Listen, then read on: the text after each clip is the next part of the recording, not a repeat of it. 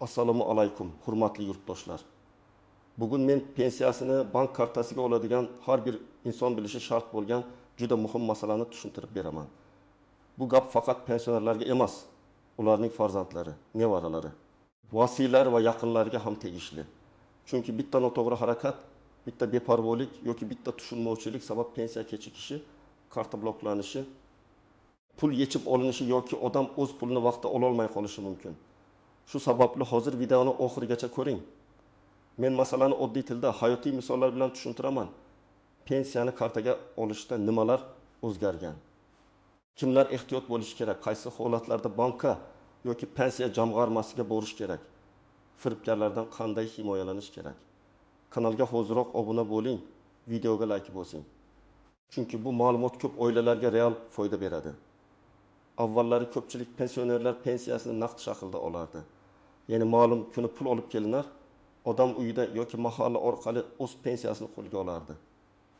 Bu usul ayrimlar uchun qulay edi, ayniqsa yoshi katta, bankomatdan foydalanishni bilmaydigan insonlar uchun. Lekin bu tizimda ham muammolar bor edi. Pulni kutish kerak, ayrim joylarda yetkazib berish kechikadi. Odam uyda bo'lmasa yana kutardi. Ba'zan hujjat tekshirish, imzo qo'yish, qayta kelish kabi holatlar bo'lardi. Hozir esa ko'plab pensiya to'lovlari bank kartalariga o'tkazilmoqda. Buning asosiy maqsadi to'lovlarni tezlashtirish. Insonning pulini bevosita o'z hisobiga tushirish, navbat va ortiqcha qog'ozbozlikni kamaytirishdir. Karta orqali pensiya tushsa, odam bankomatdan naqd yechishi, do'konda to'lov qilishi, kommunal xizmatlar uchun to'lashi. Dorixonada karta bilan hisob-kitob qilish mumkin. Bu juda qulay.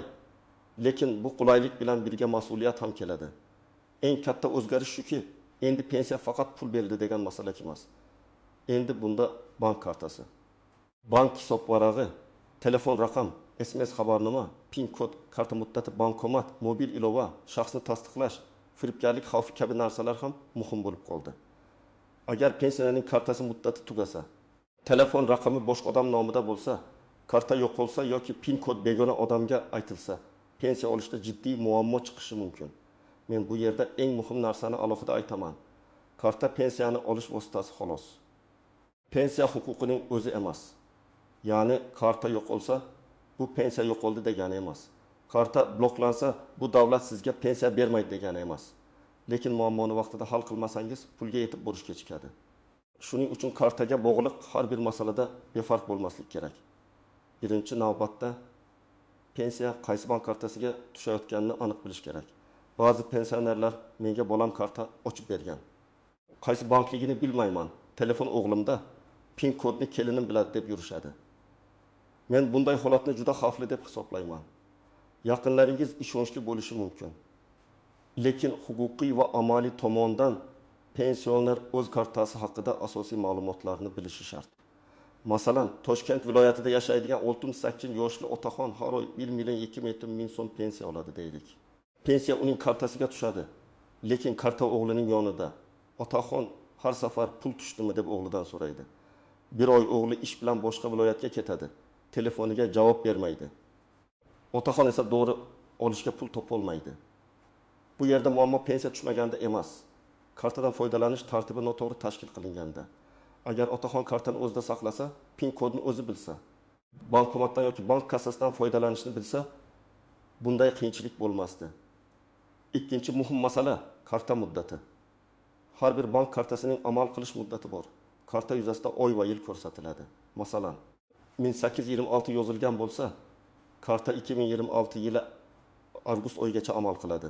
Muddati tugagan kartaga pul tushishi masalasi bank tizimiga bog'liq bo'lishi mumkin, lekin amalda odam karta orqali pul ishlata olmay qolishi ehtimoli yuqori.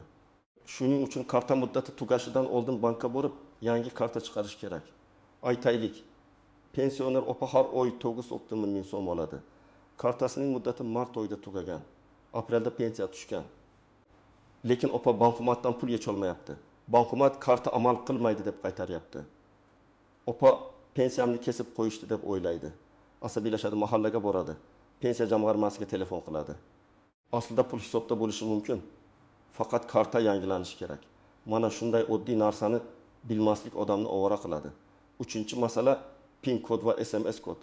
Men buni juda qattiq ta'kidlayman. PIN kodni hech kimga aytmang. Bank kodini ham.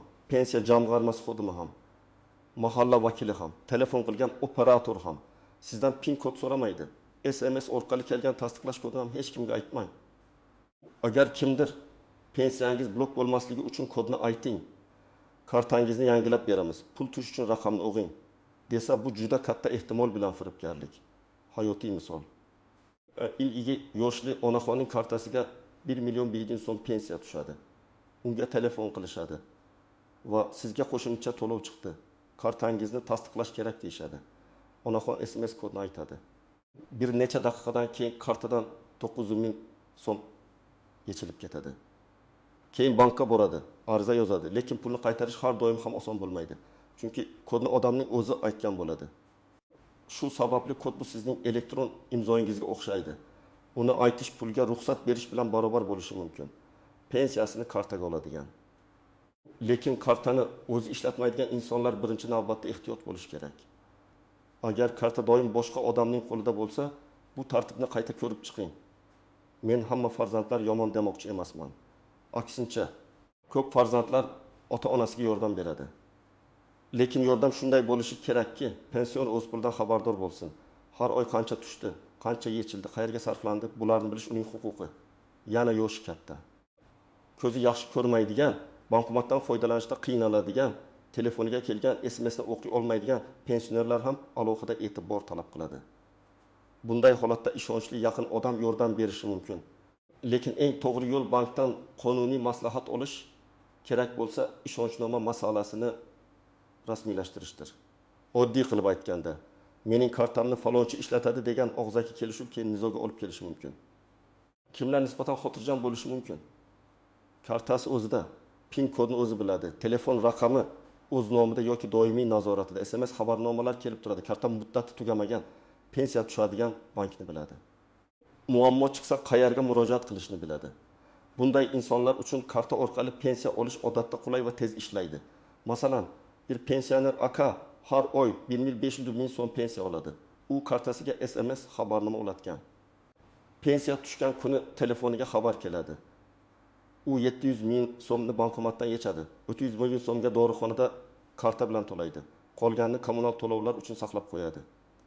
Har bir xarajat SMSda ko'rinadi. Agar notanish yechim bo'lsa, darhol bankka qo'ng'iroq qiladi. Mana bu to'g'ri yondashuv. Endi ko'pchilikka bilmaydigan nozik tomonlarga o'tamiz. Birinchisi, pensiya tushadigan sana har doim bir xil daqiqada bo'lmasligi mumkin. Odamlar ba'zan o'tgan oy 5 kuni tushgan edi. Bu oy 5 kuni ertalab tushmadi. Demak, muammo bor deb o'ylaydi. Amalda to'lovlar banklar va tegishli tizimlar orqali bosqichma-bosqich o'tadi.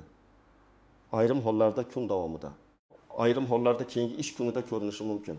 Lekin bir necha kun o'tib ham tushmasa, albatta surishtirish kerak. Ikkinchisi, bankomatda pul bo'lmasligi pensiya tushmagan degani emas. Bu juda ko'p uchraydi. Masalan, pensioner karta bilan bankomatga boradi. 20 ming so'm yechmoqchi bo'ladi. Bankomat mablag' yetarli emas yoki operatsiya bajarilmadi deb chiqaradi. Bu ikki xil ma'noni anglatishi mumkin. Kartada pul yetmasligi ham mumkin. Bankomatning o'zida naqd pul tugagan bo'lishi ham mumkin yoki bankomat vaqtincha ishlamayotgan bo'lishi mumkin. Bunday vaziyatda boshqa bankomatni sinab ko'ring. Bank ilovasida balansni tekshiring yoki bank kassasiga murojaat qiling. Uchinchisi, boshqa bankomatidan pul yechganda komissiya bo'lishi mumkin. Pensioner buni bilmasa, nega pensiyam kam tushdi deb o'ylashi mumkin. Aslida pensiya to'liq tushgan, lekin naqd yechishda yoki boshqa xizmatdan foydalanishda bank tarifiga ko'ra ma'lum foizlangan bo'lishi mumkin. Shuning uchun o'z bankingiz bankomatdan foydalanish, tariflarni bankdan so'rash. SMSdagi yechimlarni diqqat bilan o'qish kerak.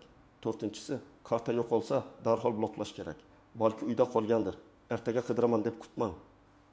Agar karta yo'qolgan bo'lsa va pin kod karta bilan birga yozib qo'yilgan bo'lsa, bu juda xavfli.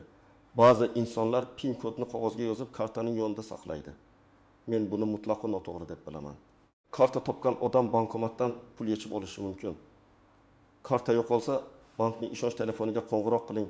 Mobil ilova bo'lsa bloklang yoki eng yaqin filialga boring.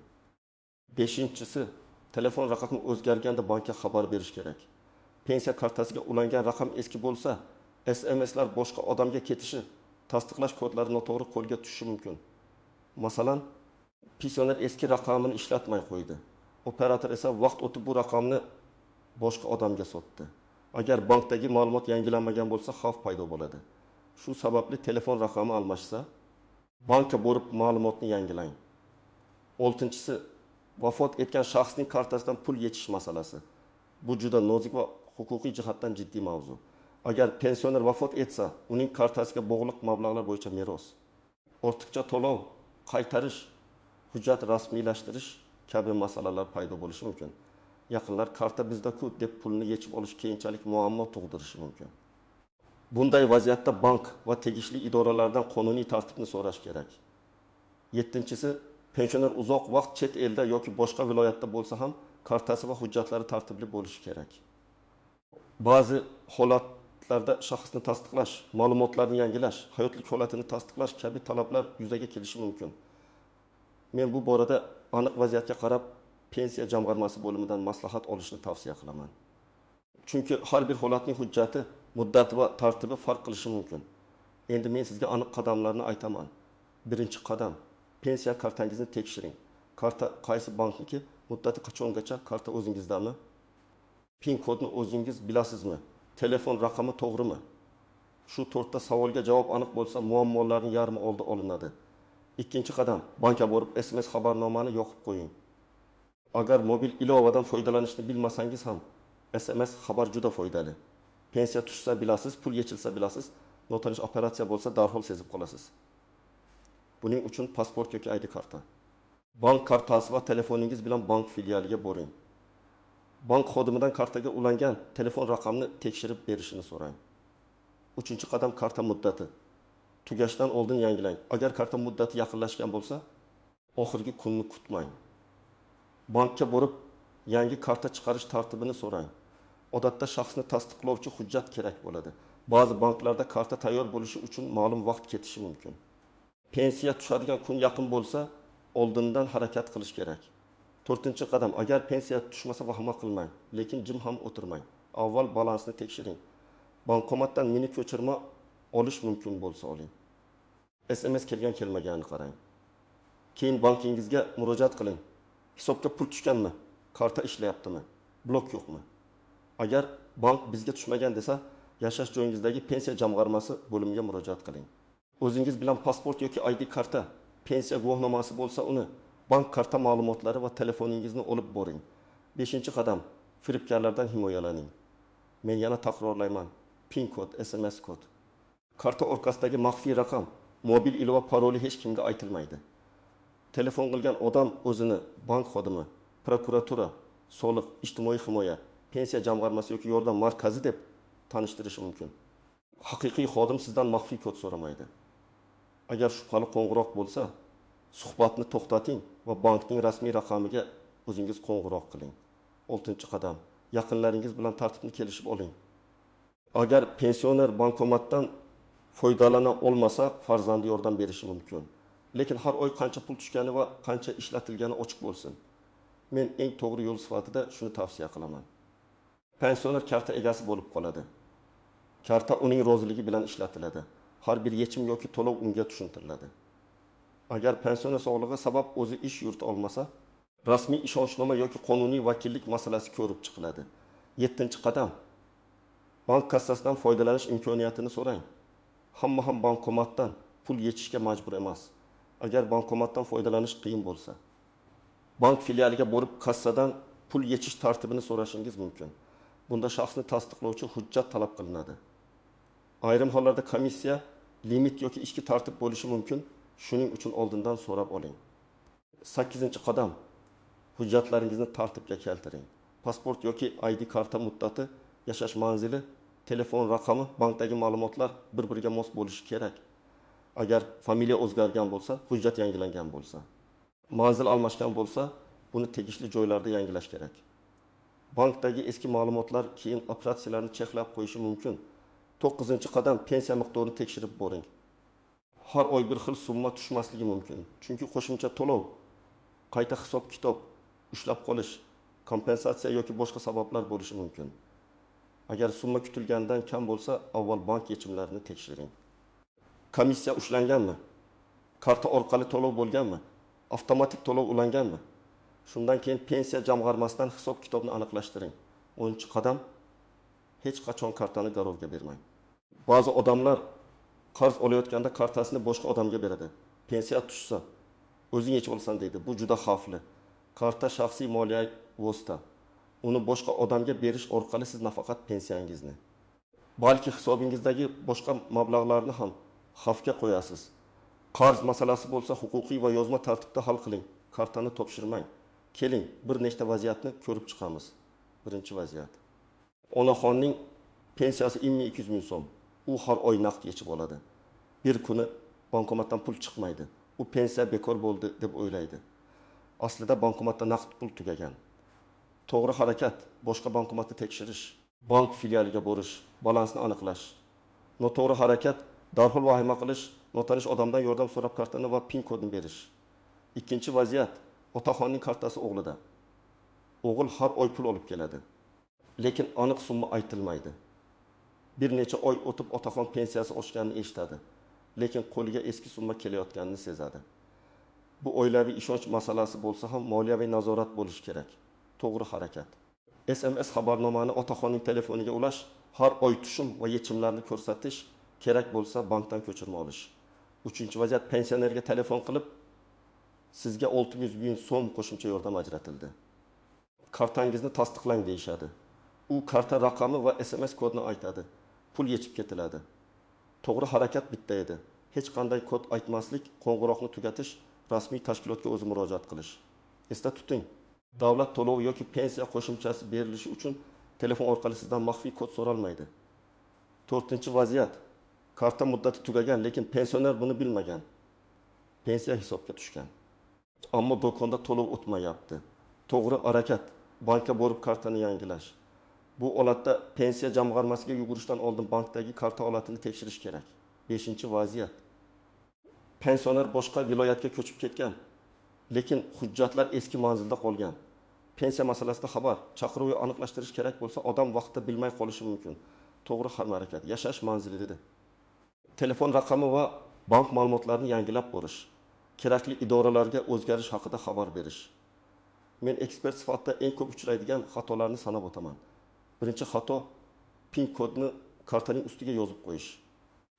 Ikkinchi xato, kartani farzand, qo'shni yoki tanishga doimiy berib qo'yish va nazorat qilmaslik. Uchinchi xato, SMS kodini telefon qilgan odamga aytish. 4-xato, karta muddati tugaguncha kutish. 5-xato, pensiya tushmaganini tekshirmasdan turib xulosa chiqarish. 6-xato, bankdagi telefon raqamini yangilamaslik. 7-xato, hujjatlar muddati va ma'lumotlar mosligini tekshirmaslik. Bularning har biri oddiy ko'rinadi, lekin oqibati og'ir bo'lishi mumkin. Bir kishi uchun 20 ming so'm komissiya ham sezilmasligi mumkin, lekin pensioner uchun bu doğru puli.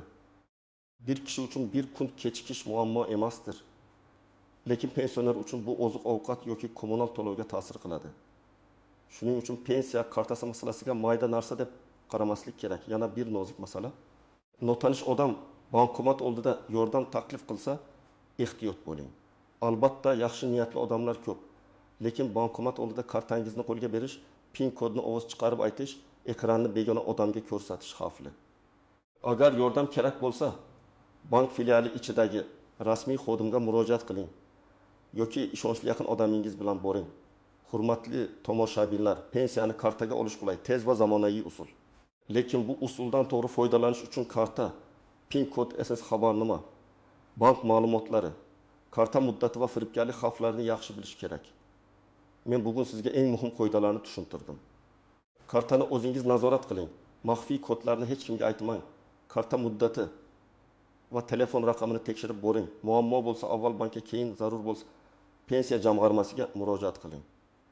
Bu ma'lumotni ota-onangizga, qo'shnilaringizga, pensiya oladigan tanishlaringizga albatta ayting. Chunki bitta ogohlantirish kimningdir pensiyasini saqlab qolishi mumkin. Izohlarda yozing. Siz pensiyangizni kartaga olasizmi? Qaysi muammoga duch kelgansiz? Bankomat karta muddati yoki SMS kod bilan bog'liq holatlar bo'lganmi? Videoga like bo'lsin, kanalga obuna bo'ling va keyingi muhim tushuntirishlarni o'tkazib yubormang.